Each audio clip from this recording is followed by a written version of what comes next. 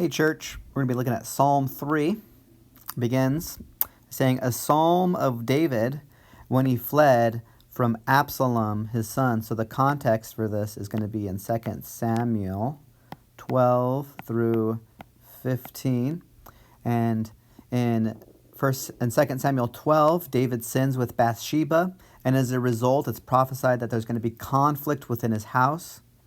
And then in chapter 15, we see that Absalom is fleeing from his son and that he's seeking to run away from his son who is seeking to establish his kingdom. And we see that even though that David sins in Psalm 51, we see that David is repentant. He acknowledges his sin against God. He knows that he has sinned and he cries out to the Lord for forgiveness. So it's in this context that we hear, "O Lord, how many are my foes? Many are rising against me. Many are saying of my soul, there is no salvation for him in God."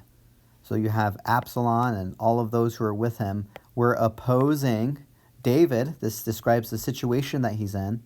But we see the response of David in verse 3 through 8. But you, O Lord, are a shield about me, my glory, and the lifter of my head. So there's people who are rising against him, but the Lord is the lifter of David's head. I cried to the Lord, and he answered me from his holy hill. I lay down and slept. I woke, for the Lord sustained me. Here they're saying that there is no salvation for David in God, but David is being sustained by God, and he's trusting in God. In the midst of this conflict, in the midst of all of this turmoil that he's facing, he's trusting in God's providence. And I will not be afraid of the many, right? Many. He's not going to be afraid of the many thousands of people who have set themselves against me all around. Arise, O Lord, save me, O my God. So here, God is the lifter of his head, and here he's crying out in prayer to say, arise, my Lord, save me, help me. For you strike all my enemies on the cheek. You break the teeth of the wicked. He's trusting in the justice and righteousness of God here. Salvation belongs to the Lord, your blessing beyond all your peoples. Right? So they're saying here that there is no salvation for him in God.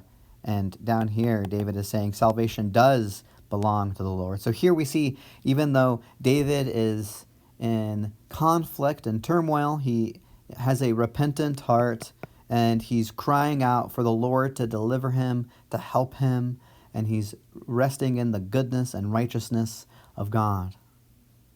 And we see, right, King Jesus. We know that there were many set against him, and there were people who wanted his death, and yet it wasn't because of his sin, right? He died in the place of his people. So I think in this way, we see that Jesus is greater than David, right?